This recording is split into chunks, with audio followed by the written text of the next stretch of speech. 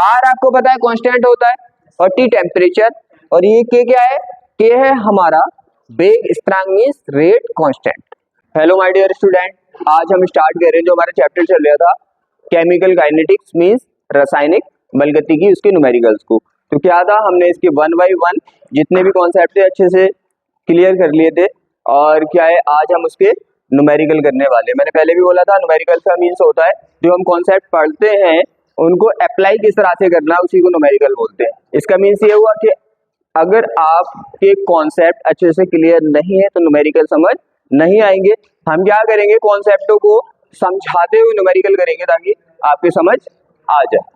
तो क्या होगा कि आप जिस सीक्वेंस में आपने चैप्टर को पढ़ा था उसी सीक्वेंस में न्यूमेरिकल्स को करेंगे। मैं याद भी दिलाऊंगा कि कहाँ पे कौन सा आपने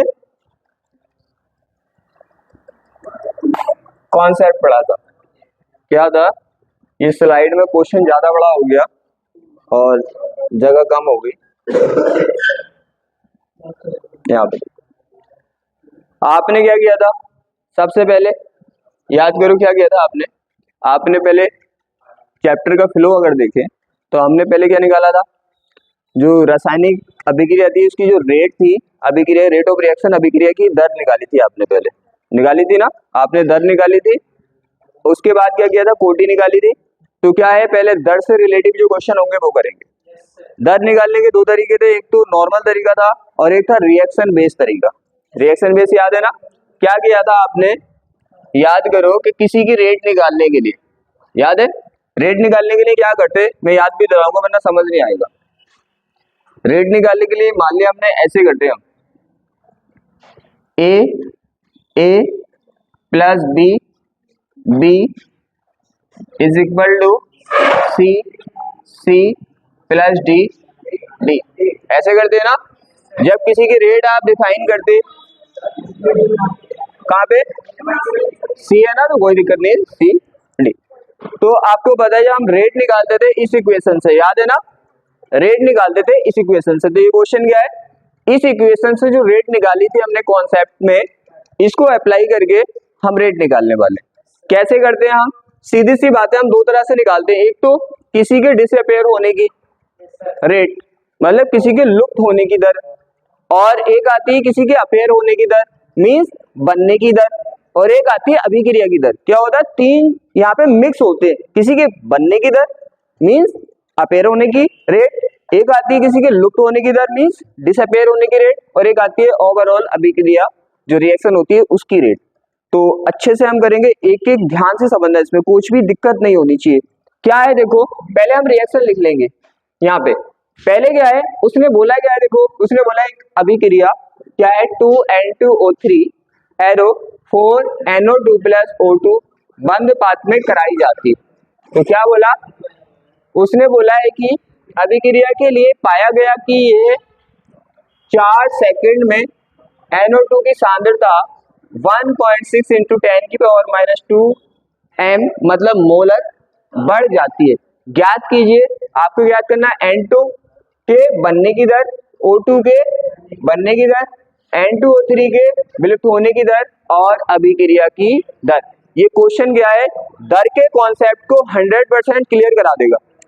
बनने की दर, किसी की दर, आपने कॉन्सेप्ट पढ़ा था। कैसे करते हैं हम, उसने बोला है क्या यहाँ पे, अब आप रूल्स पे आ जाओ, ध्यान से समझना इसको वरना समझ नहीं आएगा। यहाँ पे हमारे पास है 2NO N2O3, उसके बाद बना है हमारा 4NO2 प्लस O2। क्लियर है, हम पहले निकालेंगे क्या, पहले निकालेंगे N2O3 के विलुप्त होने के। आपको ये तो याद है ना कि टाइम के साथ ये क्या होता जाएगा, घटता जाएगा, NO2O2 टाइम के साथ बढ़ते जाएंगे।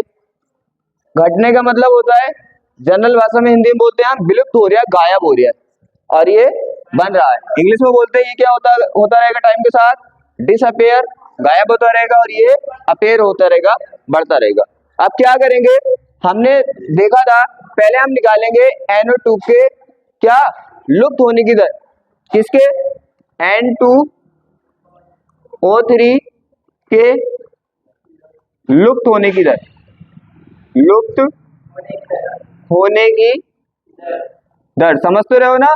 पहले हम इनकी सबकी दरें निकाल लेंगे, फिर उसके बाद हम अभिक्रिया की दर निकालेंगे, जैसा हमने कॉन्सेप्ट में किया था। बात समझ आ रही है। अब यहाँ पे क्या है, इंग्लिश में बोले तो क्या लिखेंगे हम, rate of disappear of N2O3 means O2 के लुप्त होने की दर। आपको पता है सिंपल में कुछ नहीं करना होता है, इसमें आपको बस क्या करना होता है, माइनस साइन इसलिए लगाते हैं क्योंकि ये गायब होता है, और यहाँ पे आप इसको लिख देंगे N2O3। ध्यान से समझना, देखो कितने स्लोली समझा रही हूँ ताकि आपको दिक्कत नहीं आए। नीचे लिख देंगे DT। ऐसे ही कुछ होता, ऐसे ही होता है ना कॉन्सेप्ट में। फिर उसके बाद आपको पता है ये बन रहे हैं, तो इसके क्या निकालेंगे, बनने की दर। बनने की दर means appearing rate of appearing of NO2 and O2। तो क्या करेंगे हम, अब निकालेंगे हम क्या, NO2 के बनने की दर, बनने की दर कैसे निकालेंगे भाई, तुम्हें पता है कुछ नहीं करना होता, जो गायब होते हैं डिसअपेयर होते हैं उन पे माइनस साइन लगाते हैं, ये कॉन्सेप्ट में पढ़ चुके हैं, और इस पे प्लस साइन लगाते हैं। तो कुछ नहीं करना आपको, बस इस तरह से इसको NO2 कर दिया और DT कर दिया। बताओ यहाँ तक कोई दिक्कत नहीं ना। उसके बाद क्या करेंगे, O2 के लिए करोगे तो O2 के लिए भी क्या आ जाएगा, सेम आ जाएगा, क्योंकि ये भी बन रहा है। तो इसके लिए क्या आ जाएगा, बस आपको पता है जिसको भी लेना है उसकी दर यहाँ पे कंसंट्रेशन से DT से डिवाइड कर देते। ये कॉन्सेप्ट माइंड में सेट है ना, ऐसे निकालते हैं ना जब कॉन्सेप्ट किए थे, तो हमारा यहाँ तक ये शायद आपको समझ आ गया होगा। अब हमें जो भी चाहिए होता है वो हम निकाल देते हैं। उसके बाद आती है अभिक्रिया की दर, रेट ऑफ रिएक्शन। तो आपको पता है लुप्त होने की और विलुप्त होने की दर, ध्यान समझो इसे। लुप्त होने की विलुप्त होने की दर में यहाँ पे जो ये रस परासरण गुणांक होते हैं इनका यूज नहीं होता है, याद है ना, इनका यूज नहीं होता है। लेकिन जब हम रेट ऑफ रिएक्शन निकालते हैं तो इनका यूज भी होता है। निकाल दिया, और रेट ऑफ रिएक्शन निकालेंगे। अब निकालेंगे रेट ऑफ रिएक्शन। जब रेट ऑफ रिएक्शन निकालेंगे तो क्या करेंगे, रेट ऑफ रिएक्शन मैंने बोला था किसी भी एक टर्म्स का यूज करके रेट ऑफ रिएक्शन निकाल सकते हो। ओनली आप इसका यूज करके भी रेट ऑफ रिएक्शन निकाल सकते हो, आप इसका यूज करके भी रेट ऑफ रिएक्शन निकाल सकते हो, इसका यूज करके भी रेट ऑफ रिएक्शन निकाल सकते हो, अभिक्रिया की दर निकाल सकते हो। ध्यान से समझना, सब टाइप के क्वेश्चन में लेके आया हूं जो बोर्ड में आते हैं या किसी भी एग्जाम में आते हैं। हर टाइप का एक क्वेश्चन रहेगी मेरी कोशिश कि सब टाइप आप सीख जाए, यहाँ पे कोई दिक्कत। अब निकालने वाले हैं हम रेट ऑफ रिएक्शन, अभिक्रिया की दर। क्या निकालेंगे, अभिक्रिया की दर मीन्स रेट ऑफ रिएक्शन। अब आपको पता है दोनों में डिफरेंट क्या है, दोनों में डिफरेंट इतना होता है कि जब हम इसके लुप्त होने की दर, डिसअपेयर या अपेयर होने की दर, बनने की दर या लुप्त होने की दर निकालते हैं तो इनका यूज नहीं करते हैं। क्या है कैसे है ये चैप्टर में मैं समझा चुका हूँ, इनका यूज नहीं करते हैं। लेकिन जब रेट ऑफ रिएक्शन निकालते हैं तो इनका यूज भी हम करते हैं। ये तो अंतर था ना, दोनों में डिफरेंट यही था। अब जैसे ही निकालोगे, आप निकालना चाहते हो इसके थ्रू, किसके थ्रू निकालना चाहते हो रेट ऑफ रिएक्शन, N2O3 की। तो क्या करोगे आप, ये तो आपका सेम ही रहेगा, इसको मैं रख कर दूं, ये तो समझ आ गया कौन से कॉन्सेप्ट पे चल रहे हैं। देखो मैंने ये बताया था, आपके कॉन्सेप्ट क्लियर होंगे तो आपको पता चलेगा कि किस कॉन्सेप्ट का क्वेश्चन है और किस कॉन्सेप्ट से कैसे करना है हमें। क्या होगा, आप इससे निकालना चाहते हैं, मैंने बताया था कॉन्सेप्ट में भी, आप जिस टर्म्स का यूज करके निकालना चाहें वो निकाल सकते हैं, जितने भी इसमें टर्म्स हैं। तो हम इसका निकालेंगे तो क्या होगा, बस कोई चेंज नहीं होता, ये जो नंबर होता है यहाँ पे डिवाइड में आ जाता है। तो क्या करना है, बस ओनली 1/2 और आ जाएगा, बाकी हमारा यही रहेगा N2O3, और यहाँ पे क्या होगा हमारा dt से निकाल सकते हो, लेकिन आएगा क्या साइन हमारा माइनस। आप इससे चाहो तो इससे भी निकाल सकते हो, बस अंतर कुछ नहीं होता है इसमें, बस यहाँ पे जो नंबर होता है उससे डिवाइडेशन हो जाता है। इससे चाहो इससे निकाल सकते हो, और हम निकालना चाह रहे हैं NO2 से, तो NO2 से निकालोगे तो क्या होगा, आपको पता है 1/, कितना है 4 लिखा है, तो 1/4 नीचे आ जाएगा, और आपका बिल्कुल सेम उठा के आपको ऐसे ही पेस्ट करना है, सेम उठा के पेस्ट करना है, बस नंबर से डिवाइड करना ओनली। तो यहाँ पे क्या आ जाएगा 1/4, और यहाँ पे आ जाएगा आपका NO2 और dt। बताओ, इसका निकालना है तो इसका तो नंबर है ही नहीं, 1 है, 1 से डिवाइड करोगे मल्टीप्लाई करोगे कोई भी अंतर नहीं होता, डिफरेंट नहीं होता। तो सीधी सी बात है, यहाँ पे क्या कर देंगे हम, DO2 अपॉन DT। यहाँ पे समझो, आप चाहें तो इसका यूज करके निकाल सकते हो ना दर, ये भी क्या है अभिक्रिया की दर, ये भी क्या है अभिक्रिया की दर, ये भी क्या है अभिक्रिया की दर। इसका मीन्स हम तीनों का यूज करके तीन में से किसी एक का भी यूज करके हम अभिक्रिया की दर निकाल सकते हैं। जब ये सब तीनों अभिक्रिया की दर हैं तो इसका मीन्स ये तीनों की वैल्यू क्या आएगी, बराबर। तो ये तीनों की वैल्यू क्या आएगी, बराबर। तो इसकी वैल्यू इसके बराबर, इसकी वैल्यू इसके बराबर। समझते हो क्यों आ रही है बराबर, क्योंकि ये भी अभिक्रिया की दर है, ये भी अभिक्रिया की दर है, ये भी अभिक्रिया की दर है। दोनों पॉइंट क्लियर है कि हम खाली लुप्त होने की बनने की दर जो निकालते हैं वो नंबर से डिवाइड नहीं करते, अभिक्रिया में दर में चेंज होता है, बस नंबर से डिवाइड कर देते हैं। किसी को यहाँ तक डाउट? हम जिस टर्म से चाहे उस टर्म से अभिक्रिया की दर निकाल सकते हैं। जब सब अभिक्रिया की दर है तो सब बराबर होंगी। अब जब क्वेश्चन करते हैं, अब आ जाओ क्वेश्चन पे, ये था हमारा जनरली कॉन्सेप्ट। अब आ जाओ क्वेश्चन पे, जो उसने बोला है। अब देखो क्वेश्चन में आप क्या करते हो, जिसकी भी जरूरत होगी, जैसे मान लो हमें इसके बीच रिलेशन देखना है, तो आपको साफ साफ दिख रहा है ये इसके इक्वल है, तो इन दोनों को उठा के यूज कर सकते हो ना एक साथ। बस ये ध्यान रखना, अब क्या करेंगे हम, जिसकी जरूरत होगी, इनकी जरूरत होगी तो इस तरह से निकाल लेंगे। अगर हमें दो की जरूरत पड़ेगी तो इन दोनों को उठा के एक साथ यूज कर लेंगे, इन दो की जरूरत पड़ेगी इन दोनों को उठा के एक साथ यूज कर लेंगे। अब ये देखना है कहाँ पे किसकी जरूरत पड़ेगी, उनको उठा के एक साथ यूज कर सकते हैं। अब इनको एक साथ तो कर सकते हो ना, क्योंकि दोनों बराबर है। अब आ जाओ क्वेश्चन पे, ये था अपना जनरली कॉन्सेप्ट। उसने बोला है क्या, देखो कितने सेकंड में, 4 सेकंड में NO2 की सांद्रता 1.6 इंटू 10 की पावर बढ़ जाती है। तो आपको पता है NO2 तो टाइम के साथ बढ़ेगा ही, तो हम क्या निकालें, हम निकालेंगे यहाँ पे इसके बनने की दर। अभी अभिक्रिया की दर की बात नहीं चल रही, इसके बनने की दर, और इसके बनने की दर कहाँ पे, ये है ना। तो क्या करोगे, ये हो गया। यहाँ पे क्या ले रहे हैं आप चेंज ले रहे हैं किसमें, NO2 की सांद्रता में। और NO2 की सांद्रता में साफ साफ लिखा है इतनी बढ़ गई। इतनी बढ़ गई का मतलब पहले से इतनी चेंज हो गई, तो चेंज आप ऊपर लिखेंगे। तो कितना चेंज है, 1.6 इंटू 10 की पावर -2। देखो ध्यान रखना, बहुत अच्छा चैप्टर है, हर साल बोर्ड में भी क्या होता है 2 से 3 क्वेश्चन आते हैं और सब टाइप का एक क्वेश्चन करना है, इसलिए ध्यान से समझ लो। ये हो गया। नीचे क्या लेते हैं हम, आपको पता है DT, यहाँ तो है इसकी कंसंट्रेशन में चेंज, सांद्रता में परिवर्तन। अब यहाँ पे सांद्रता में परिवर्तन उसने बोल दिया, नीचे है इसके टाइम, जितना टाइम इसने लिया है।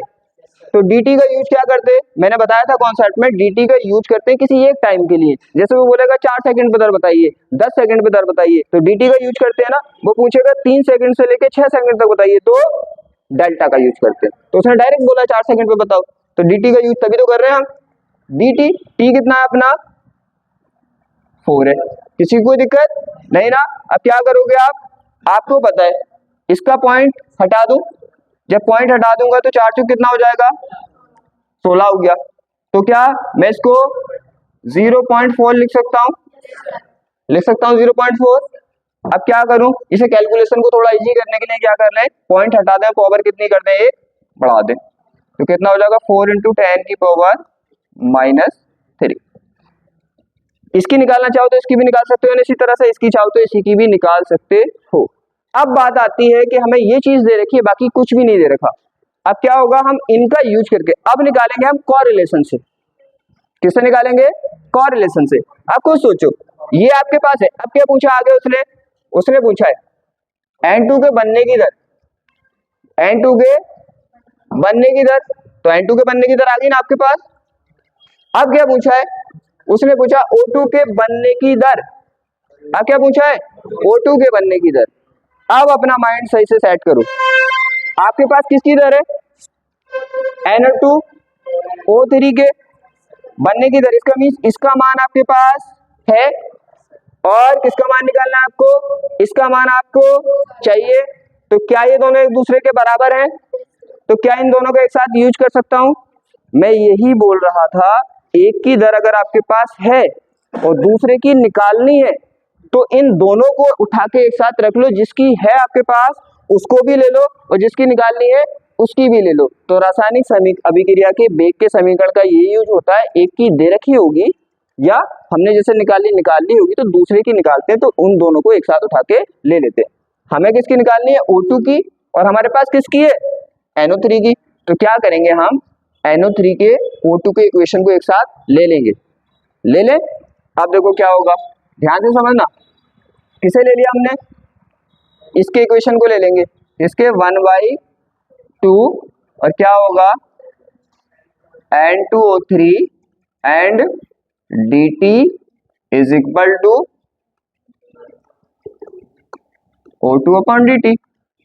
खुद सोचो भाई, अगर हम यहाँ पे इसकी वैल्यू रख दें, क्या कर दें, इसकी वैल्यू रख दें, जब वैल्यू आप इसकी रखोगे तो क्या होगा, इसकी दर आ जाएगी कि नहीं आ जाएगी? तो इसकी दर हमारे पास आ जाएगी NO2 की। तो दर काय में, और मैंने बताया कि माइनस का सिंबल ओनली ये बताता है कि टाइम के साथ घटता है या बढ़ता है। ये हो गया ना, इसका है NO2 की दी है, बनने की दर NO2 की निकाली हमने, किसकी निकाली हमने यहाँ पे, एक मिनट रुको, NO2 की है, किसकी है? NO2 की, इसकी है, इसकी नहीं है, NO2 की है, ठीक है, कोई नहीं, बस इसके आगे इसको कर दो, ठीक है, क्योंकि समझाते हुए मैं ज्यादा डार्क में पहुंच गया ना। तो क्या होगा, NO2 की दे रखी है, तो आपको तो बस उन दो को उठाना है जिसकी दे रखी है और जिसकी निकाल ली है।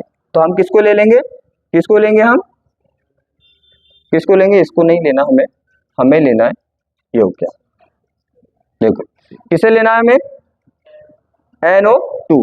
तो क्या है, NO2 वाला टर्म ये है ना, तो यहाँ पे कर लेंगे हम कितना, 4, और यहाँ पे हो जाएगा NO2। अब क्या करते हैं, बस कुछ नहीं करना होता, हमें कुछ नहीं करना होता, बस वैल्यू रखनी होती है। NO2 की वैल्यू आपके पास है ना, NO2 इसकी रेट है आपके पास, तो ये लगा दो, फाइनली आपकी दूसरे साइड निकल आएगी। तो क्या होगा, देखो यहाँ पे 1/4 रहेगा और यहाँ पे आपका क्या रहेगा, NO2 ये इसकी वैल्यू कितनी है, 4, तो 4 इंटू 10 की पावर -3 हो गया, और कितना हो गया, DO2/dt।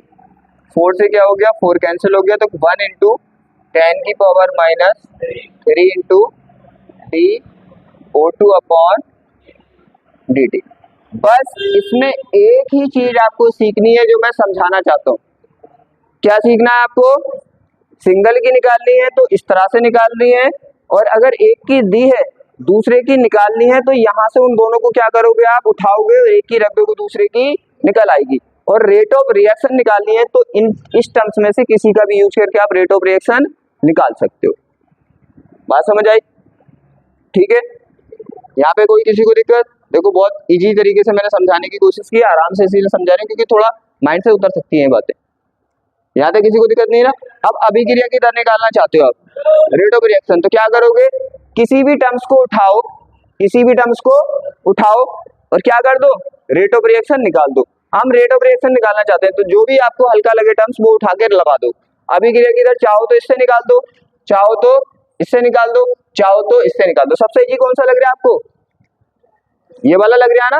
तो क्या करेंगे हम, बाकी तो आप ये वाला आप खुद निकालना, N2O3 के लुप्त होने की दर आप खुद निकाल सकते हो ना। आप इस बार में क्या करोगे, आपके पास किसकी है, इसकी है ना आपके पास, तो क्या करोगे, इन दोनों को उठाओगे, उठाने के बाद इसकी वैल्यू रख दोगे, उसकी निकल आएगी। इसका मीन जिसकी निकालनी है और जिसकी दी है उन दोनों को उठाओ और इस तरह से सामने रखो और निकाल दो। अभिक्रिया की दर किससे निकाल लेंगे हम, जो हमें इजी लगेगा, O2 से निकाल दे।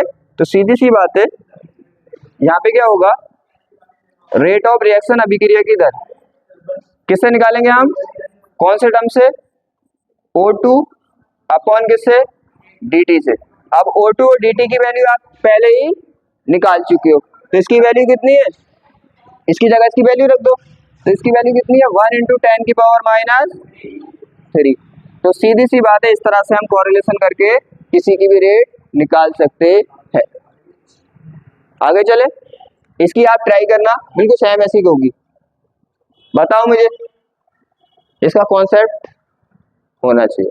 दो ही बातें हैं इसमें, जिसकी दी है सिंगल की निकालनी है आप इस तरह से निकालोगे, सिंगल की निकालनी है आप इस तरह से निकालोगे, एक की दी है दूसरे की निकालनी है तो दो का यूज करके निकालोगे, और अभिक्रिया की दर निकालनी है तो किसी भी टर्म्स का यूज करके निकाल सकते हो, जैसे हमने किया। सिंगल की निकाली थी हमने इस इक्वेशन का यूज करके निकाला था। अब एक की दी थी हमारे पास O2 की थी, O2 की थी ना, और हमें NO2 की थी और हमें O2 की निकालनी थी, तो हमने NO2 टर्म्स O2 टर्म्स लिया था और निकाली थी। सीधी सी बात है, इतना दिमाग लगाना पड़ेगा। अगर ये फिजिक्स केमिस्ट्री मजाक होती तो बच्चे टेंशन लेते क्यों, 12-12 घंटे पढ़ते क्यों है। यहाँ पे देखो, यहाँ पे देखो आप, एक पढ़ा था आपने, उसने बोला है कि क्या एक अभिक्रिया 2Na + B = N2, क्या है एक अभिक्रिया है 2A + B एरो क्या है A2B के लिए वेग। आप देखो वेग का मात्रक, उस वेग का जो समीकरण है, देखो एक मिनट ध्यान से सुन लो। यहाँ पे क्या है कि हमने वेग के लिए कई टर्म्स से निकाले थे। एक तो निकाला था किसके टर्म्स में, dt के टर्म्स में निकाला था, और एक निकाला था आपने दर समीकरण के टर्म्स में निकाला था। तो पहला सवाल किसके टर्म्स में था, dt के टर्म्स में, dt के टर्म्स में था, उसको ऐसे करते हैं। अब है हमारा दर समीकरण के टर्म्स में, किसके, दर समीकरण। जब दर समीकरण के टर्म्स में निकालते हो तो आपको पता है रेट जो होता है वो यहाँ पे क्या ले लेते हैं हम, रेट कांस्टेंट ले लेते, और यहाँ पे जो भी होता है उसकी क्या ले लेते हैं हम, क्या ले लेते हैं, जो भी होता है। जैसे मान लो यहाँ से B + C से D + E बनाए ना, तो यहाँ पे क्या ले लेते हैं हम, जो भी था, और उसको यहाँ पे मल्टीप्लाई में ले लेते, और यहाँ पे अगर कोई नंबर होता तो उसको लगा लेते। मैंने एक चीज यहाँ पे ध्यान से समझो इस चीज को, मैंने बोला था सिंगल स्टेप रिएक्शन होगी तो जो नंबर यहाँ पे होगा वो लग जाता है, और अगर मल्टी स्टेप रिएक्शन होगी तो जो नंबर यहाँ पे होगा वो नहीं लगेगा, उसका मान प्रयोगों से आएगा। तो मैंने वहां पे बताया था कि आपको टेंशन लेने की जरूरत नहीं है, प्रयोगों से अगर आएगा तो उसने दिया होगा ना। देखो सीधे आपके अकॉर्डिंग उस चीज को भी समझ लो जो वहां पे था।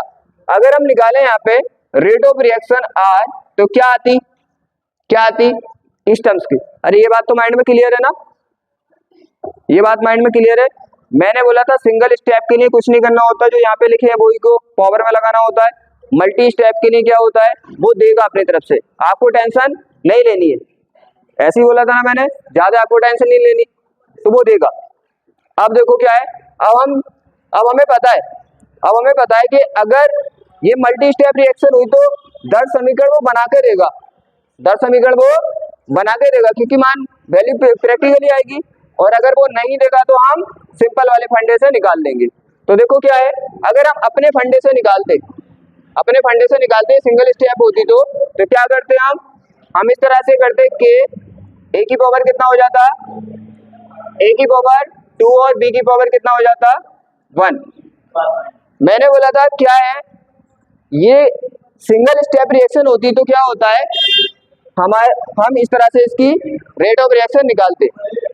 लेकिन अगर ये सिंगल स्टेप रिएक्शन नहीं तो ये यूज नहीं होते, फिर इसकी वैल्यू यहाँ पे प्रैक्टिकली आती है।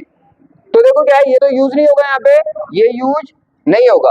उसने इसीलिए खुद से बोल दिया कि रेट ऑफ रिएक्शन ये है, क्योंकि उसे पता है कि अगर आप करोगे तो इनकी वैल्यू को यूज करके निकालोगे, और इसकी वैल्यू है नहीं, तो उसने देखो दर समीकरण खुद बना के दे दिया। तो मैंने उस टाइम भी समझाया था, आपको इतनी टेंशन लेने की जरूरत नहीं है। अगर यहाँ पे कुछ चेंज होगा तो वो खुद बना के देगा। देखो खुद बना के दे दिया उसने, आपको क्या टेंशन लेनी है। ये बात तो समझ में आ गई ना, वहां पे भी बताई थी, यहाँ पे भी बताई थी। आप देखो क्या करना है, ऐसे आता है ना दर समीकरण, तो रेट इक्वेशन ऐसे आता है। अब क्या करना है, जो दे रखा है उसने,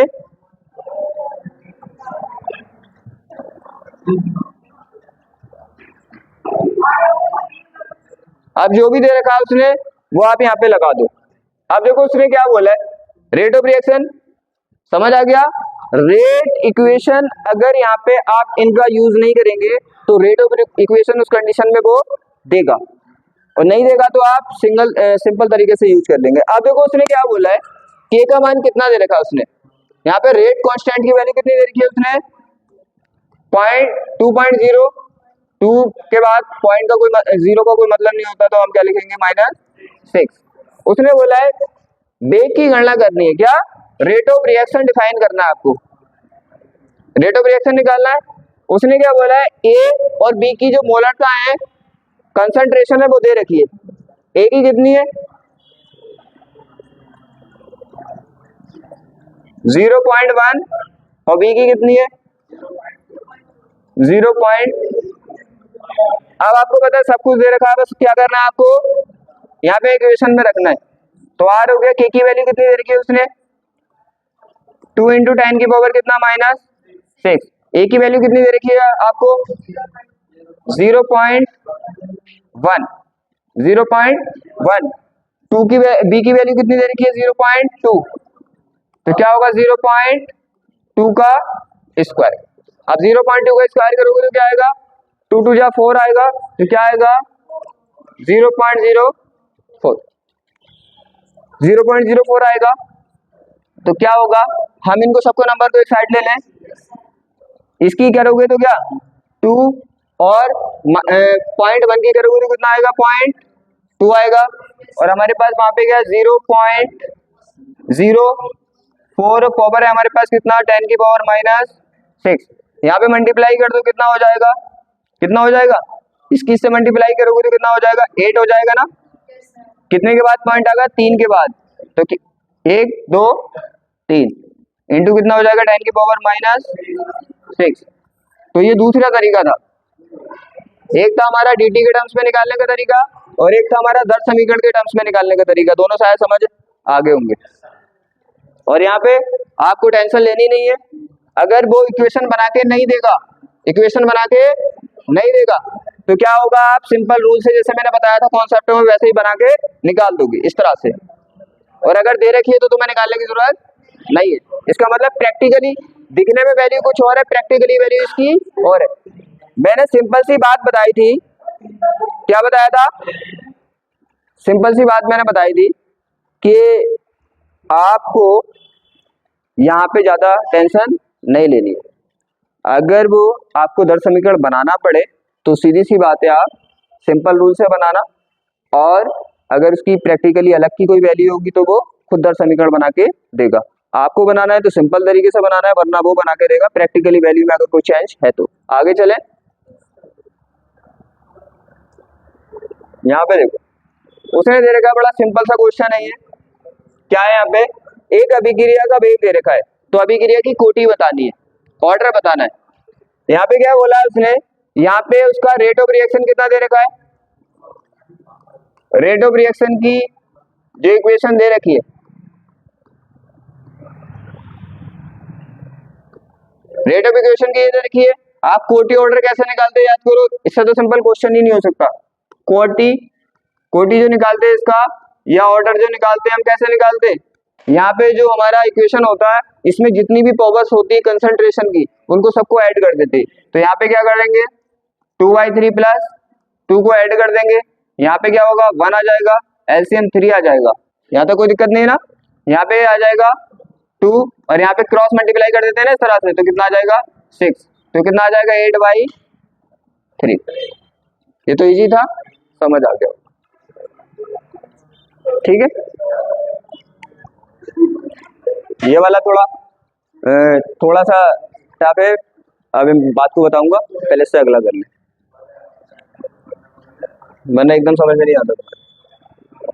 यहाँ पे बोला है उसने, यहाँ पे देखो, यहाँ पे भी क्या करना है आपको, यहाँ पे उसने दे रखा है कि यहाँ पे प्लेटिनियम की सतह पर NH3 का अपघटन, अपघटन का भी जानते हो, ब्रेक होना, टूटना।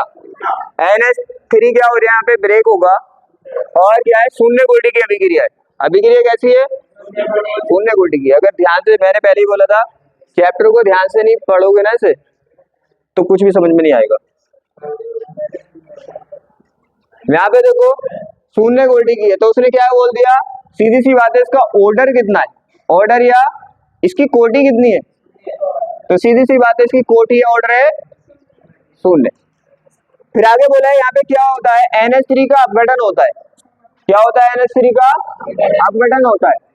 क्या होता है, डीकम्पोजिशन होता है, डीकम्पोजिशन अपघटन होता है। तो क्या होता है, अब उसने बोला है कि N2 एवं H2 के उत्पादन की दर बतानी है। क्या बतानी है, N2 के और H2 के उत्पादन की दर, मतलब बनने की दर बतानी है। क्या होगी, जब K का मान दे रखा उसने। अब यहाँ पे क्या देखो, पहले इक्वेशन समझ लो क्या होती है। यहाँ पे हमारा क्या होगा, NH3 क्या होगा, ब्रेक होगा। क्या होगा, ब्रेक होगा किसमें, N2 और H2 में, N2 और H2 में।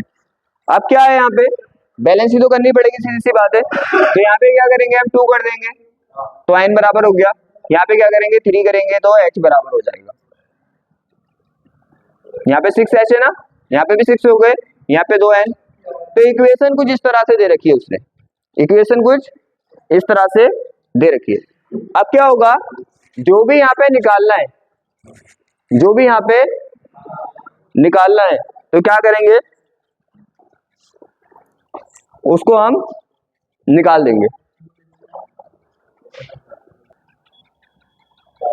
यहाँ पे देखो, अब क्या है, हमें देखना क्या है, अब पहले इसका ऑर्डर दे रखा है उसने। ऑर्डर क्या है उसका, 0 ऑर्डर की रिएक्शन है। तो आपको पता है 0 ऑर्डर की रिएक्शन है, तो क्या होगा, 0 ऑर्डर की रिएक्शन के लिए हम क्या लिख लेंगे, इसका इक्वेशन लिख लेंगे, इक्वेशन लिख लेंगे। तो रेट क्या आता है अपना, रेट इस तरह से आएगा कि एंड यहाँ पे जो भी होता है, जो भी होता है उसकी, उस पर तो डिपेंड ही नहीं करता। तो यहाँ पे हमारा क्या है, NH3 है, क्या है, NH3 है। तो इसकी तो पावर 0 पर रहेगा, क्योंकि इस पे डिपेंड नहीं करेगा। जब इस पे डिपेंड नहीं करेगा तो R किसके इक्वल हो जाएगा, K के। इसका मतलब 0 कोटि की रिएक्शन में रेट ऑफ रिएक्शन जो होता है वो क्या होता है, हमारा जो वेग स्थिरांक होता है, रेट कांस्टेंट होता है, उसके बराबर होता है। ये प्रूफ हो गया ना, साफ साफ दिख रहा है। क्या, 0 ऑर्डर की रिएक्शन में जो हमारा रेट कांस्टेंट होता है वो रेट ऑफ रिएक्शन के इक्वल होता है, आपको दिख रहा है। तो एक बात प्रूफ हो गई कि यहाँ पे रेट ऑफ रिएक्शन अगर हमें निकालना तो साफ साफ दिख रहा है, रेट ऑफ रिएक्शन जितना K है आपका रेट ऑफ रिएक्शन भी उतना ही होगा। तो K कितना दिया उसने, K दिया है, सीधी सी बात है, K है हमारा 2.5 × 10⁴। K इतना है तो रेट ऑफ रिएक्शन भी कितना होगा, चाहे आप K की वैल्यू यहाँ पे रख दो तो कितना होगा, 2.5 × 10⁴। इसका मीन्स रेट ऑफ रिएक्शन हमारे पास आ गया। अब हमें निकालना है दर, क्या निकालना है, N2 एवं H2 को उत्पादन की दर। आपको पता है, सीधी सी बात है, ये बन रहे हैं तो बनने की दर ही होगी, ये घट रहा है तो इसके घटने की दर होगी। तो इनके बनने की दर निकालनी है। आपको पता है कि हम उन कॉन्सेप्टों को यूज करके निकालते हैं, कॉन्सेप्टों का यूज करके निकालते हैं जो सबसे पहले क्वेश्चन में हमने किए थे। अगर किसी का रेट ऑफ रिएक्शन चाहिए, किसी का रेट ऑफ रिएक्शन चाहिए dt के टर्म्स में, सबसे पहले ये देखा था। तो क्या करते हैं हम, निकालने का सिंपल सा फंडा हमें पता है कि हम रेट ऑफ रिएक्शन इसका यूज करके भी निकाल सकते हैं। तो क्या आ जाएगा, आपको पता है, इसका जो नंबर होता है वो डिवाइड हो जाता है और यहाँ पे क्या आ जाएगा, डी और क्या, NH3/dt। हम चाहें तो किसका यूज करके निकाल सकते हैं, इसका भी यूज करके निकालते हैं, बस इसमें माइनस आता है और माइनस माइनस कोई यहाँ पे वो नहीं होता कि फाइनल आंसर हमारा प्लस में आता है। और यहाँ पे N2 का यूज करके भी निकाल सकते हैं, तो N2/dt। हम क्या कर सकते हैं, यहाँ पे हम इसका यूज करके भी निकाल सकते हैं। तो क्या होगा, ये आपको सिखा चुका हूँ, डिवाइड में आ जाते हैं ये, यहाँ पे ज्यादा टेंशन लेने वाली बात नहीं है। H2 बताओ मुझे, मैंने बोला था कि आपको कुछ भी निकालना होता है, कुछ भी मतलब किसी की विलुप्त होने की दर, लुप्त होने की दर, तो क्या कर लें, आप फुल इक्वेशन लिख लिया करो। रेट ऑफ रिएक्शन का फुल इक्वेशन हमने लिख लिया। अब आपको पता है, जिसका भी आपको जरूरत होगी उसको उठा के आप यूज कर लेंगे, जिसकी भी जरूरत होगी उसको उठा के यूज कर लेंगे। हमें पता है कि ये सब क्या होने वाले हैं, बराबर होने वाले, ये पहले क्वेश्चन में किया था। अब हमें जो हमारे पास होता है, हम उठाते किसको, यहाँ से हम उन दो को उठाते हैं, एक की वैल्यू हमारे पास होती है, एक की वैल्यू हमें डिफाइन करनी होती है।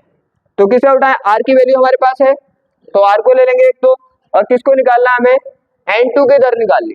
किसकी निकालनी है, N2 के क्या, बनने की दर, ध्यान रखना किसी के बनने की दर, लुप्त होने की दर, अभिक्रिया की दर में अंतर होता है। और अंतर क्या होता है पहले क्वेश्चन में बताया था, किसी के बनने की या लुप्त होने की दर में ये जो नंबर यहाँ पे लिखे होते हैं ये डिवाइड में नहीं आते हैं, रेट ऑफ रिएक्शन निकालते हो तो नंबर डिवाइड में आते। तो सीधी सी बात है, हम क्या करेंगे, एक हमारे पास था और एक हमारे पास निकालना है, तो हमें किसकी दर निकालनी है, N2 की, N2 की दर निकालनी है। अब N2 की दर क्या होगी आपको पता है, ये मैं करा चुका हूँ। N2 की दर अगर निकालोगे आप तो N2 इस तरह से आ जाएगा T के साथ और यहाँ पे dt हो जाएगा।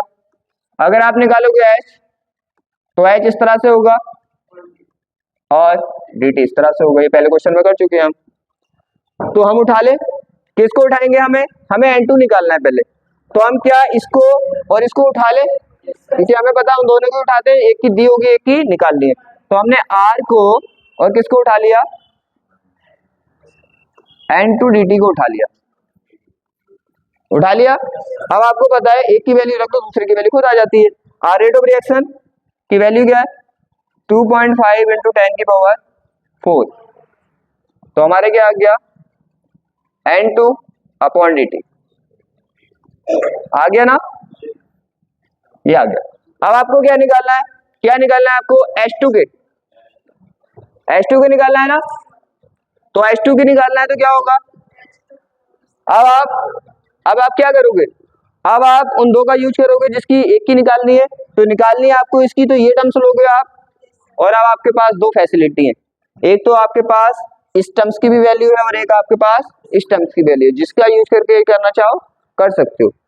तो क्या कर ले, आर का यूज करके कर ले तो सिमिलर रहेगा, अच्छा रहेगा, तो आर ले ले और क्या ले लें हम, ये ले लें, तो क्या होगा H2 H क्या होगा यहाँ पे H2 अपॉन dt। अब आप वैल्यू रखे निकाल, अब हमें इसकी वैल्यू तो निकालनी है, तो बाकी की वैल्यू रख देंगे और एक साइड भेज देंगे इसको। R की वैल्यू कितनी है 2.5 इंटू 10 की पावर कितना है 4 है, तो 10 की पावर कितना है 4 है। और हम क्या करेंगे 3 को भी इस टर्म्स में भेजना पड़ेगा ना, क्योंकि हमें खाली किसकी वैल्यू चाहिए इस टर्म्स की, तो 3 भी इधर आ जाएगा मल्टीप्लाई में, और हमारी किसकी वैल्यू निकल आएगी H2 अपॉन dt की। आप 3 से तो मल्टीप्लाई कर ही दोगे, कितना आ जाएगा क्या 7.5 नहीं आ जाएगा, छोटी सी कैलकुलेशन इतना तो कर सकते हो ना, इनटू कितना आ जाएगा 10 की पावर 4। तो शायद कॉन्सेप्ट क्लियर हो गए। दो कॉन्सेप्ट के क्वेश्चन अभी हमने अब तक करे हैं, एक तो हम तात्क्षणिक दर डी के टर्म्स में जो निकालते हैं उसके क्वेश्चन किए, और एक हम रेट ऑफ रिएक्शन किसी के कंसंट्रेशन के टर्म्स में जो निकालते हैं उसमें किए। तो दोनों क्वेश्चन शायद समझ आगे होंगे, ठीक है आगे चलें।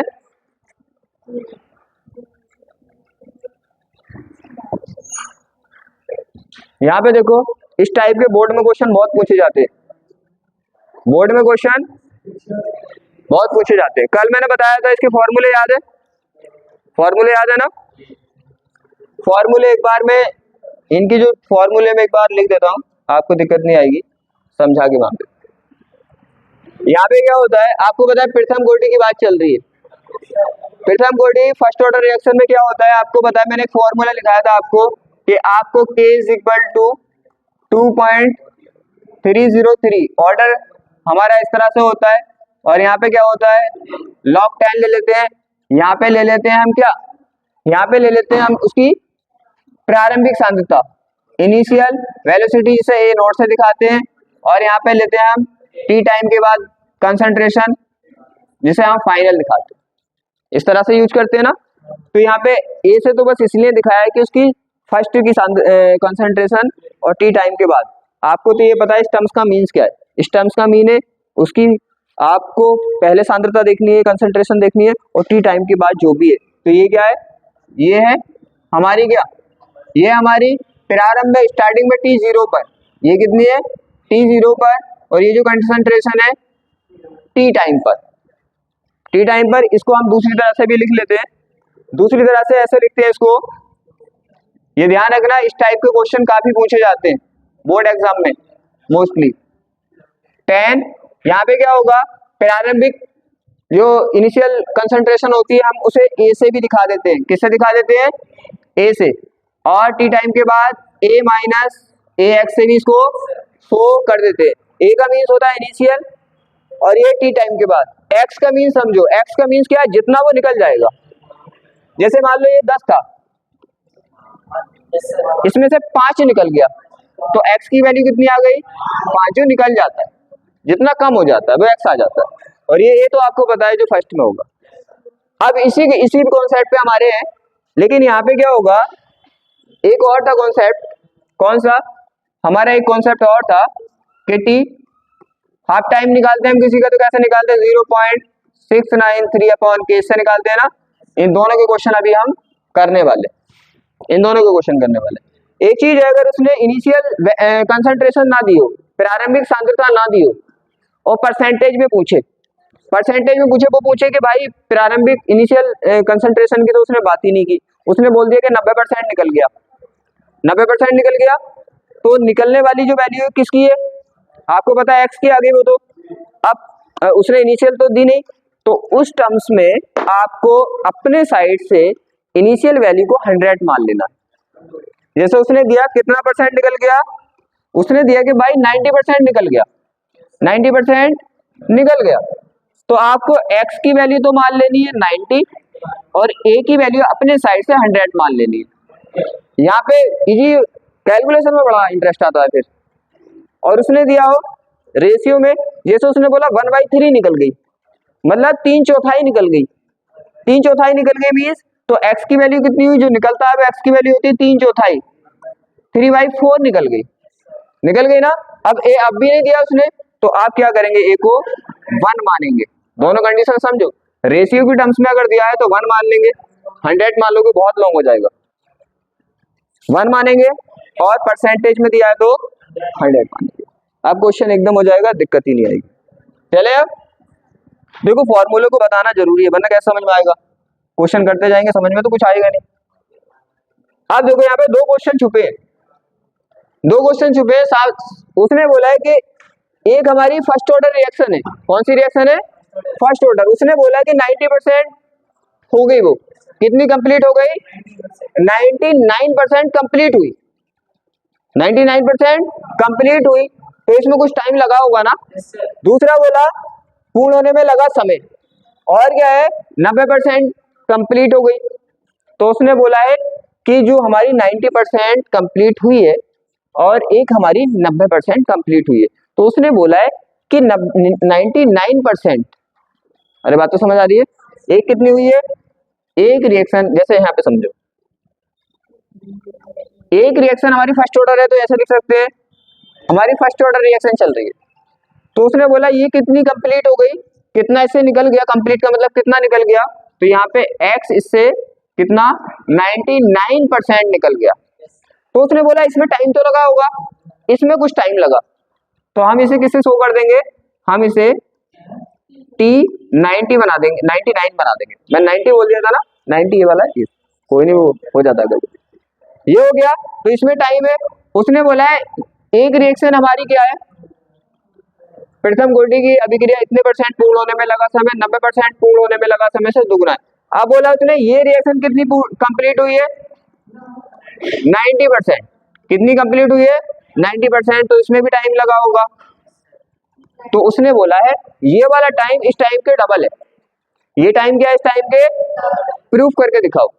तो दो रिएक्शन चल रही है, अब देखो दोनों को अलग अलग करेंगे, बड़ा सिंपल है, हार्ड नहीं है। दो रिएक्शन करेंगे अलग अलग। देखो ए से बी बना, तो आपको पता है, अब इसे तो साफ कर दिए तो समझ आ गया, इसे रफ कर देता हूं। आप देखो अब इसे समझो अच्छे से, बहुत ध्यान के साथ देखो। आपको पता है ये क्या होगा? स्टार्टिंग में ये होगा और ये 0 होगा। आपको पता है इससे x निकल गया होगा, तो इसमें x बन गया होगा। अब उसने x की वैल्यू तो दे रखी है, लेकिन a की वैल्यू नहीं दे रखी। अभी मैंने बताया था, हम मान लेंगे क्या, let a is equal to कितना है? 100, और x इज इक्वल टू कितना हो गया? कितना हो गया? 99 की बात चल रही है, 99। अब टाइम निकालते हैं हम, अब हम टाइम निकाल सकते हैं कौन से इक्वेशन से, इस इक्वेशन से निकालेंगे। अगर आपको टाइम निकालना है तो के नीचे आ जाएगा, टाइम ऊपर, और के निकालना है तो इसको एक्सचेंज कर सकते हैं, जिसको निकालना इधर कर देंगे। तो हमें क्या निकालना है, किसकी वैल्यू निकालनी है,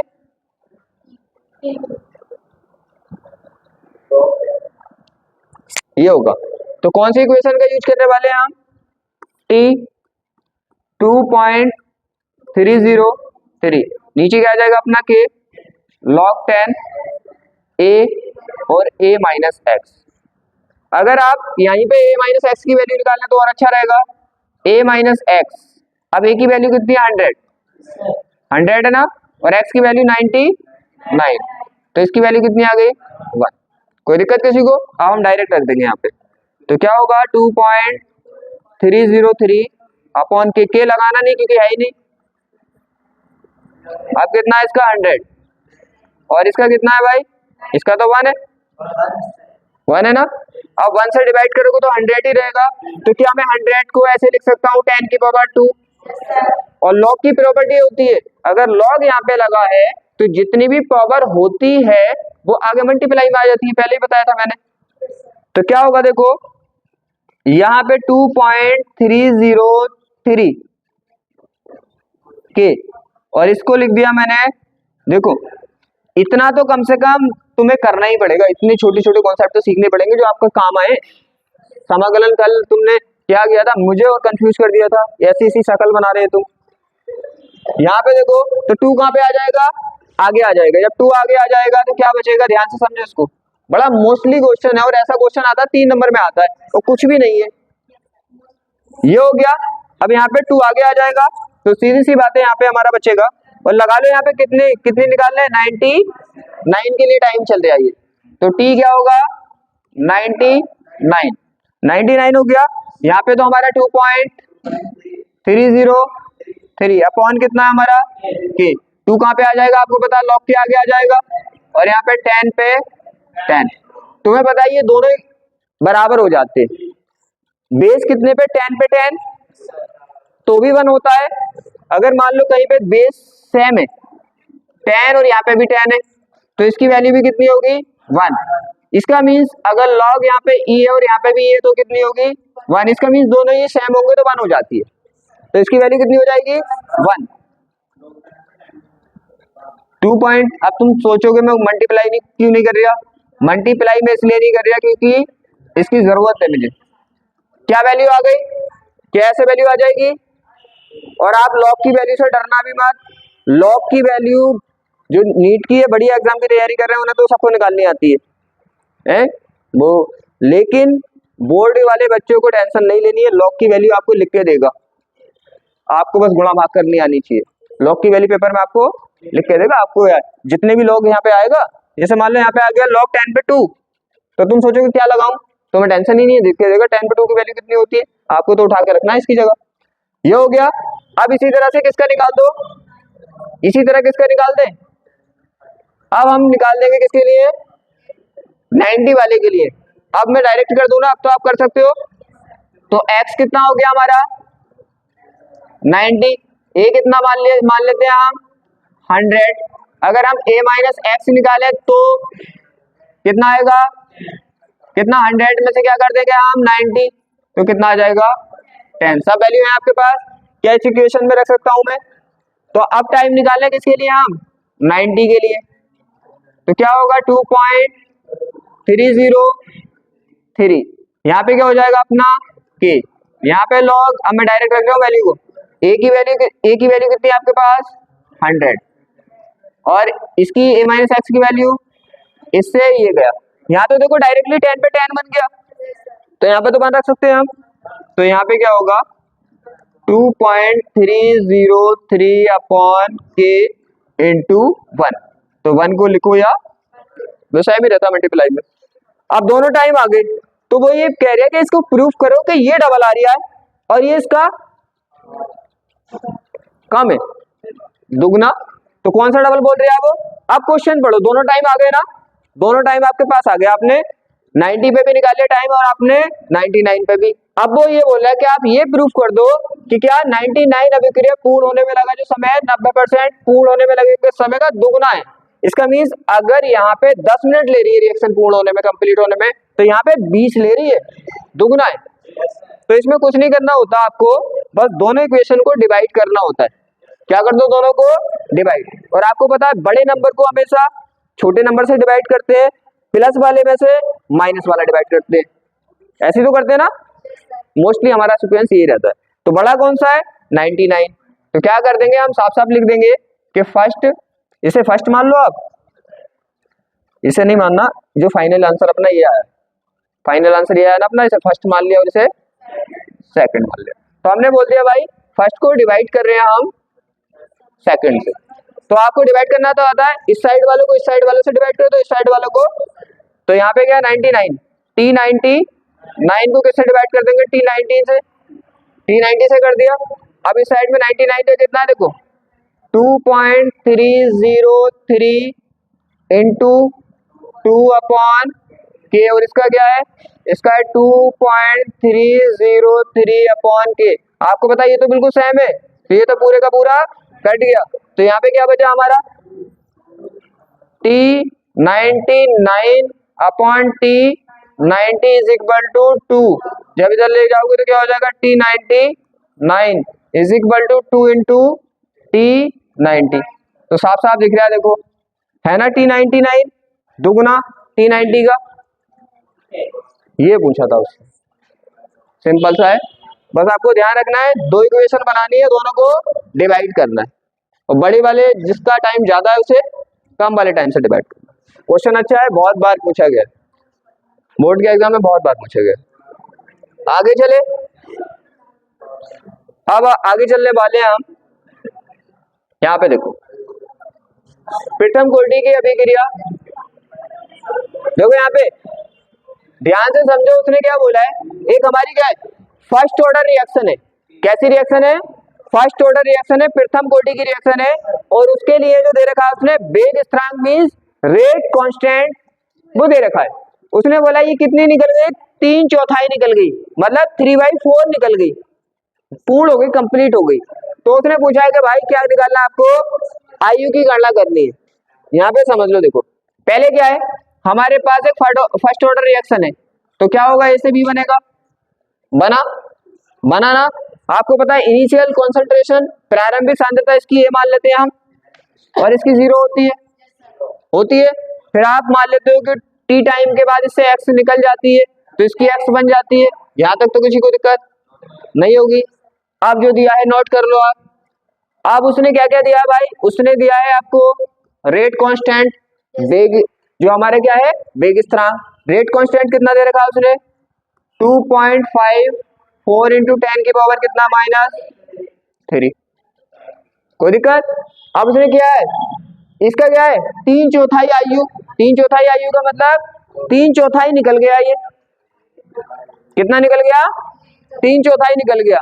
तो ये किसकी वैल्यू हुई, किसकी वैल्यू हुई, अभी मैंने बताया था जितना निकलता है वो एक्स की वैल्यू होती है।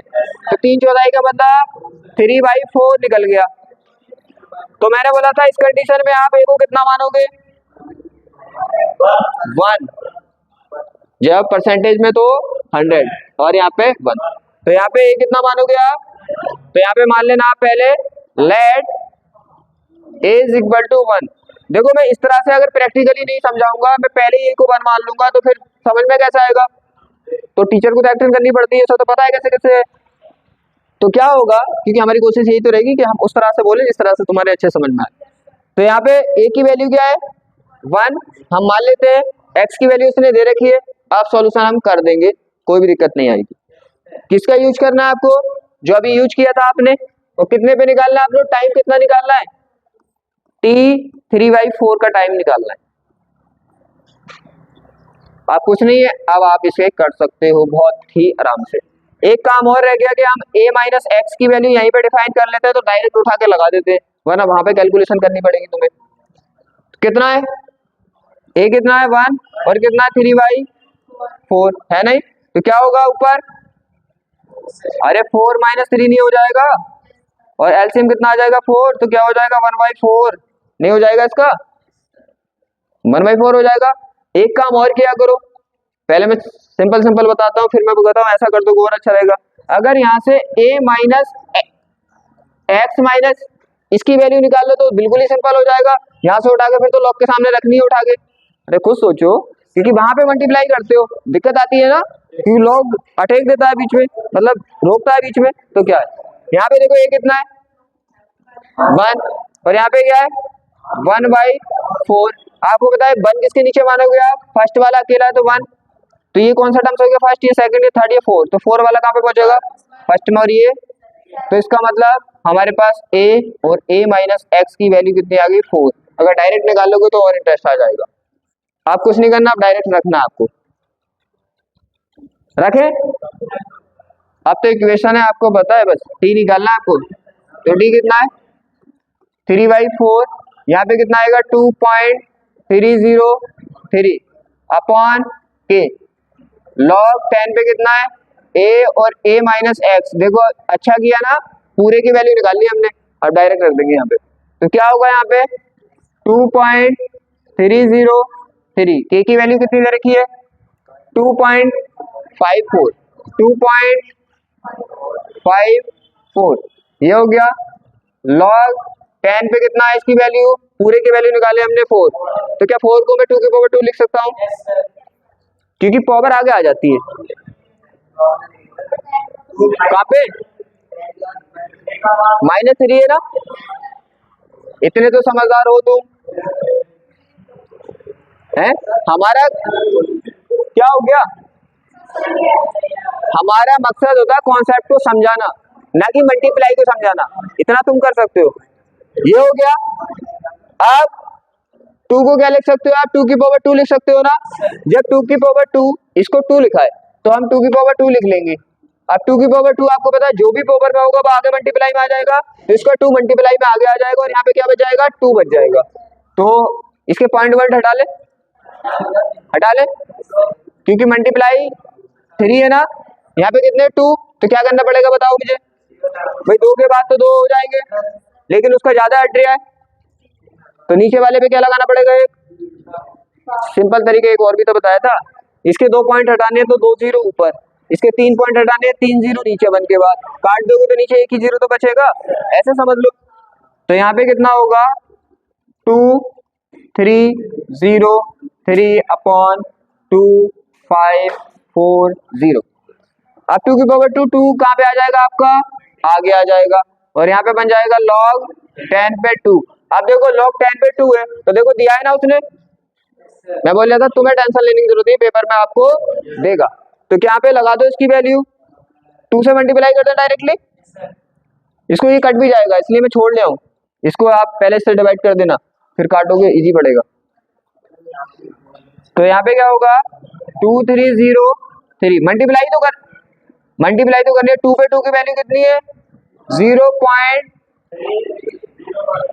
जितनी दी इतनी लगाएंगे, वैसे इसकी 3010 मानते हैं तो कोई जितनी दी इतनी लगा दो आप 2540। अब आपको मल्टीप्लाई आपको करनी है। दोनों टाइप के सवाल बड़े ही इंपोर्टेंट है, बोर्ड में बहुत ही पूछे जाते हैं। हाँ, और इसमें नहीं, बड़े एग्जामों में भी इस टाइप के पूछे जाते हैं, क्योंकि कोरिलेशन करता है। सवाल तो वही रहते हैं यहाँ से लेके IIT तक, लेकिन क्या होता है पूछने का तरीका कॉम्प्लिकेटिव हो जाता है और कुछ नहीं। चले आगे, चले आगे देखो, हाफ टाइम में क्या था, हाफ टाइम में मुझे कुछ बताना है। हाफ टाइम में यहाँ पे समझो, इनका मीन्स तो तुम्हें पता चल गया, इनका मीन्स है, यहाँ पे इनका मीन्स समझो, इसका मीन्स। अब देखो हाफ टाइम क्या होता है, हाफ टाइम क्या होता है, जैसे मान लो प्रथम कोटि की रिएक्शन है, ये A से B बन रहा है, देखो कॉन्सेप्ट समझ में नहीं आएंगे तो क्वेश्चन नहीं होने का। A से B बना, आपको पता है कि हाफ टाइम जैसे मान लो इसकी कंसंट्रेशन 10 है, कितनी है 10 है, इनिशियल प्रारंभिक कंसंट्रेशन 10 है, इसकी 10 है। अब मान लो कि 5 सेकंड में इसकी कंसंट्रेशन 5 हो गई, तो कितनी हो गई, हाफ हो गई ना, कितनी हो गई, हाफ। तो हाफ कंसंट्रेशन जिस टाइम में होती है उसे हाफ टाइम कहते हैं। अर्ध आयु काल, देखो अर्ध का मतलब आधी, आयु का मतलब आयु, इसका मतलब जिस टाइम में उसकी आयु आधी हो जाए। तो यहाँ पे आयु की तो बात नहीं चल रही, यहाँ पे कंसंट्रेशन मात्रा की बात चल रही है। तो वह टाइम जिसपे किसी की मात्रा कितनी हो जाए, आधी हो जाए, उस टाइम को क्या बोलते हो आप, हाफ टाइम, अर्ध आयु काल। तो ये 5 सेकंड क्या हुआ इसके लिए, देखो 5 सेकंड पे इसकी कंसंट्रेशन आधी हो गई, हाफ हो गई, तो ये इसका हाफ टाइम हुआ। तो मीन समझ आ गया हाफ टाइम किसे कहते हैं। अगर वो बोले कि किसी की कंसंट्रेशन कितनी थी, किसी की कंसंट्रेशन 10 थी है मोल, और क्या हुआ 2 सेकंड में उसकी कंसंट्रेशन कितनी रह गई, 5 रह गई, तो 2 सेकंड क्या हुआ। तो जो भी जिस टाइम में कंसंट्रेशन हाफ हो जाती है उसे हाफ टाइम कहते हैं। इतनी सी बात तुम्हें याद रखनी है। चले आगे,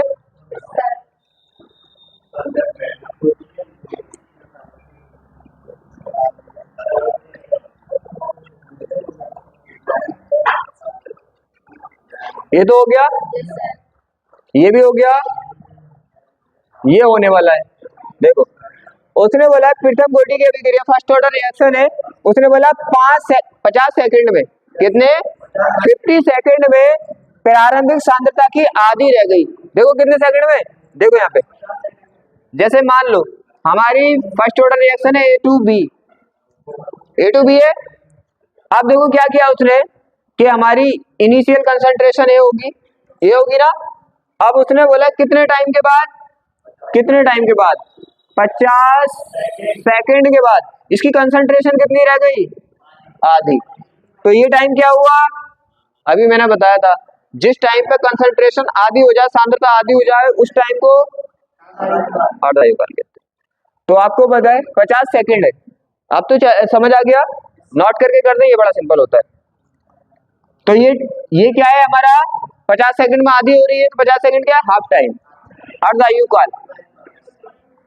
और आपको क्या निकालना है इसका, वेग स्थिरांक। वेग स्थिरांक का मींस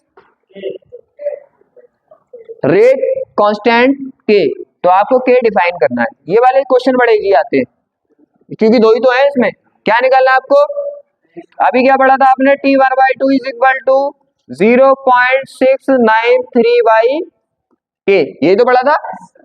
अब आपको पता है यहाँ पे निकालना है आपको के, तो कर दो एक्सचेंज, के को इस साइड ले जाओ, और यहाँ पे क्या 0.693 अपॉन T1/2। आप बहुत ही समझदार बच्चे हो, तो यहाँ पे आप निकाल सकते हो 0.693 अपॉन 50। आप जैसा चाहो वैसे इसे डिवाइड कर सकते हो, पॉइंट हटा के कर लो, वैसे चाहो वैसे कर सकते हो। इजी रहेगा, मैं बताऊं आपको, इजी रहेगा कि आप ऐसा कर लो 93 इंटू डिवाइड 50, और यहाँ पे क्या कर लो, इसे पावर में चेंज कर लो। अब आप आसानी से कर सकते हो इसको 50 से डिवाइड।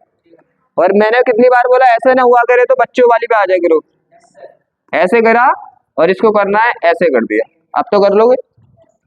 बच्चों वाली पे आ जाओ, फर्स्ट क्लास पे, हमें तो आंसर से मतलब है। आप देखो क्लियर है। तो फर्स्ट ऑर्डर की रिएक्शन पे दो टाइप के क्वेश्चन बड़े पूछे जाते हैं, एक तो इस टाइप का, और एक मैंने 3 टाइप के क्वेश्चन कराए फर्स्ट ऑर्डर पे। एक तो हमारा टाइम निकालने वाला, दो टाइम के बीच कोरिलेशन करना, और ये वाला। ऐसा हो सकता है इस बार के पूछ ले, अगली बार क्या पूछ ले, वो टी पूछ ले, तो के की वैल्यू देगा, के पूछेगा तो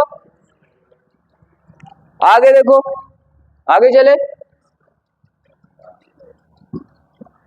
अब आता है अपना कुछ वहां पे आपको एक और मैंने कुछ पढ़ाया था क्या, जहां पे हम रेट जो था हमारा वेग स्थिरांक है, रेट कांस्टेंट और टेम्परेचर में कुछ रिलेशन देखा था हमने, रिलेशन देखा था ना, उसी पे क्वेश्चन है। क्या रिलेशन देखा था आपने, याद है?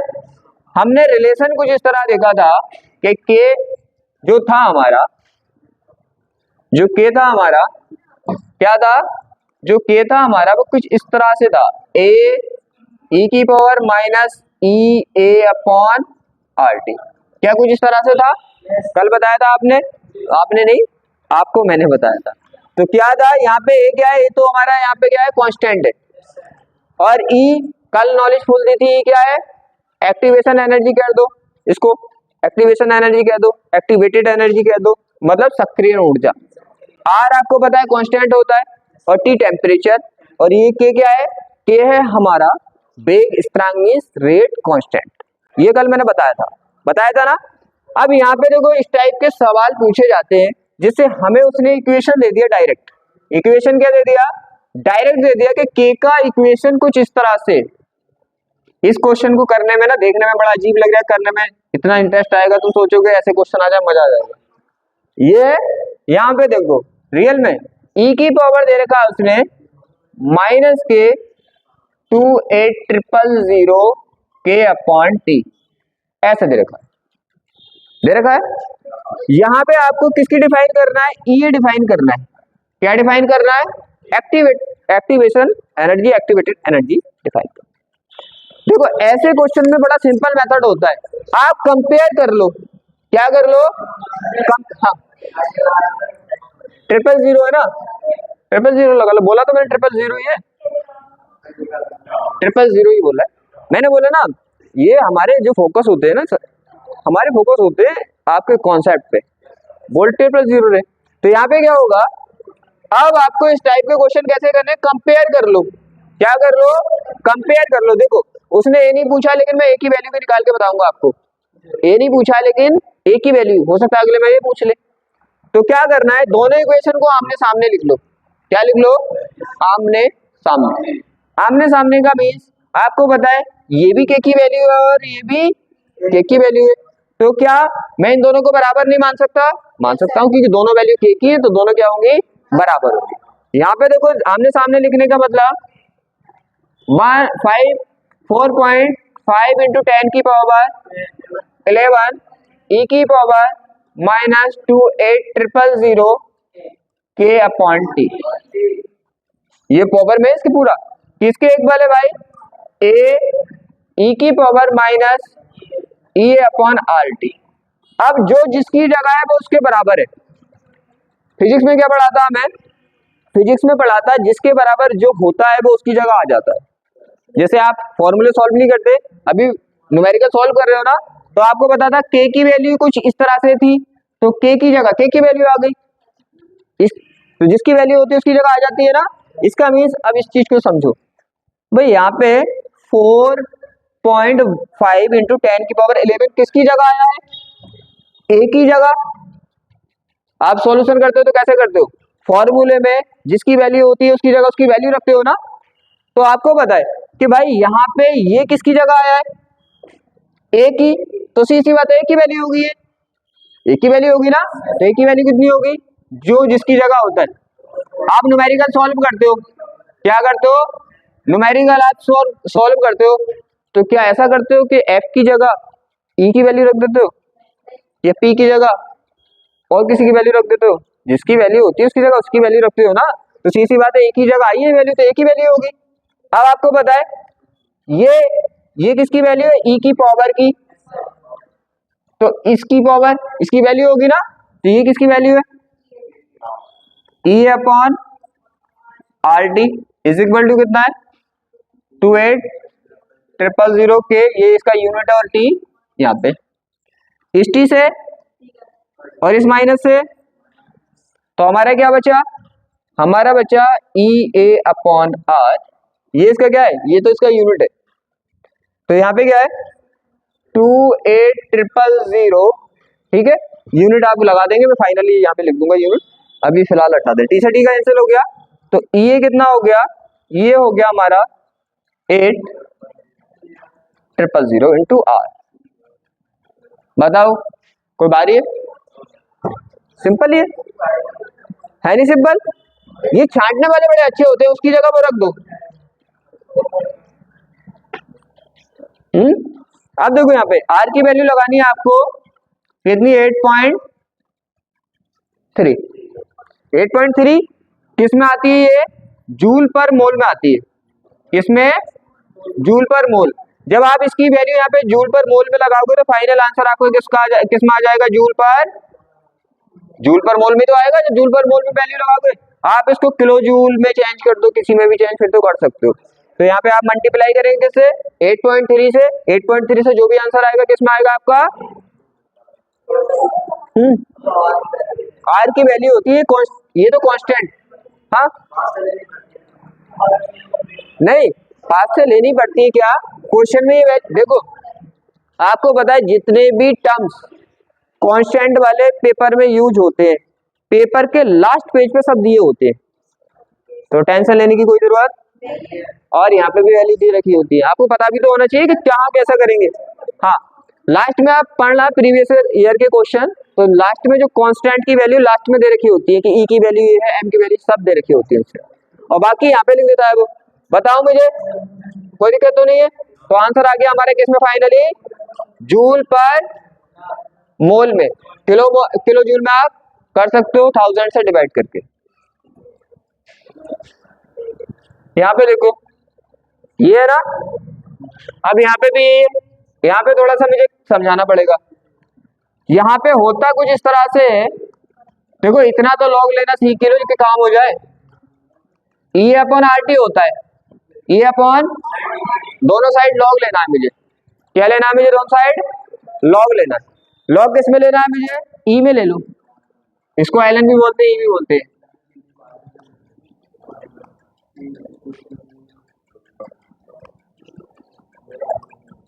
बताओ मुझे यहाँ तक किसी को दिक्कत। लॉग की प्रॉपर्टी होती है अगर दो मल्टीप्लाई में लिखे, क्या लिखे, दो मल्टीप्लाई में, तो उन्हें अलग अलग प्लस में लिख दो। जैसे ए और ई मल्टीप्लाई में है ना, तो इसको हम लिख सकते हैं हम लॉग ई पे ए प्लस लॉग ई पे ई की power minus E upon R T. ये तो सिंपल बात है, इतना तो बच्चा भी समझ लेगा। दो मल्टीप्लाई में लिखे तो उन्हें क्या कर दो, प्लस में लिख दो अलग अलग करके। ये हो गया। आगे देखो, आपको पता है जो पावर होती है वो कहाँ पे आ जाती है, पावर आगे आ जाती है मल्टीप्लाई में, तो क्या होगा लॉग ई पे। अब ये देखो E minus E upon R T यहाँ पे आएगा, तो यहाँ पे क्या ऑलरेडी प्लस और ये माइनस, तो प्लस माइनस क्या हो जाएगा माइनस, तो यहाँ पे हमारे ये तो आ जाएगा minus K E upon R T, और यहाँ पे क्या बचा हमारा लॉग ई पे ई, और आपको पता है सेम आ गया बेस के, तो 1 हो जाता है। तो हमारा फाइनली फॉर्मूला क्या आ गया, ई पे ए minus K E upon R T. ये तुम्हें इसलिए बताया है मैंने, मालूम है क्यों, क्योंकि ये वाला क्वेश्चन इसी पे डिपेंड है। ये वाला क्वेश्चन किस पे डिपेंड है, इस पे। बात समझ आ रही है, इस पे डिपेंड है, तभी बताया मैंने। अब आपको पता आपने क्या दिया उसने, यहाँ पे भी निकालना है आपको क्या, यहाँ पे भी आपको निकालना है ई ए। क्या निकालना है, ई ए। कंपेयर करना आता है, इक्वेशन लिख लो। लॉग ई पे कितना है अपना के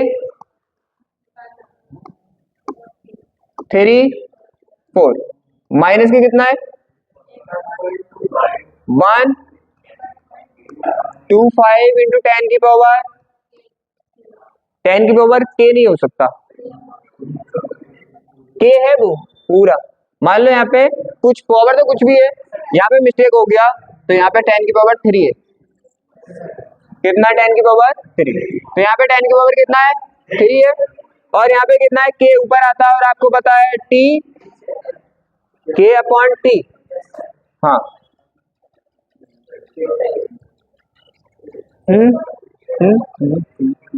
ठीक है, 1 मिनट में चेक कर लो, क्योंकि कभी कभी प्रिंटिंग में गड़बड़ हो जाती है ना।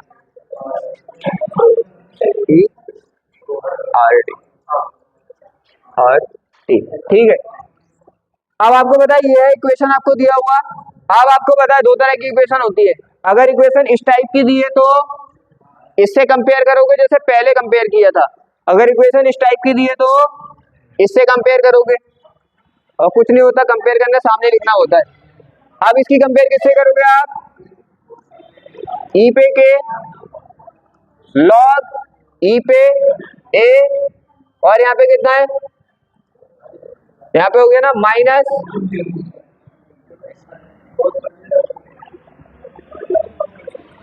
कितना है ई अपॉन आर टी। अब आप जिसकी चाहो वो वैल्यू, अगर इसकी लॉग ई ए की चाहो तो आपको पता है इसकी जगह किसकी वैल्यू आई है, ये, तो आपको पता लॉग ई ए की वैल्यू कितनी हो जाएगी, हो जाएगी ना। और आप यहाँ से किसकी वैल्यू निकाल सकते हैं, ए की वैल्यू भी निकाल सकते हैं, क्योंकि ये जब इधर जाता है एंटी लॉग तो ये किसकी पावर में आ जाता है, जो यहाँ पे बेस होता है। क्लियर। अब यहाँ पे देखो ये किसके इक्वल है, इसके इक्वल है ना, तो हम लिख सकते हैं क्या, एक वैल्यू हम यहाँ से निकाल सकते हैं, और ये किसके इक्वल है, minus K E upon R D is equal to minus K 1.25 into 10 की पावर कितना है 3 अपॉन टी। बिल्कुल सेम क्वेश्चन है जैसे अभी था, टी से टी कैंसिल करेंगे, आपको पता है माइनस है माइनस कैंसिल करेंगे, बिल्कुल सीधा सा आंसर निकल जाएगा 1.25 इंटू 10 की पावर 3 आ जाएगा, और यहाँ पे मल्टीप्लाई में कितना आ जाएगा आर, और आर की वैल्यू जैसे अभी रखी थी ऐसा रख सकते हो। तो ये हमारे क्वेश्चन हो चुके हैं कंप्लीट। तो देखो क्या है, मैंने क्या है कोशिश की है हर टाइप का एक क्वेश्चन कराने की, हर टाइप का एक क्वेश्चन लिया है, और आप भी क्या करना, हर टाइप के क्वेश्चन की प्रैक्टिस बस ये कर लेनी है कि किस टाइप का क्वेश्चन किस तरह होता है। तो हम क्या है, इस चैप्टर का हमारा पूरा कंप्लीट हो गया, न्यूमेरिकल भी सब टाइप की हमने कर लिए। तो हम अब क्लास को क्या करते हैं, यहाँ पे एंड करते हैं, अब नेक्स्ट करेंगे हम नेक्स्ट चैप्टर।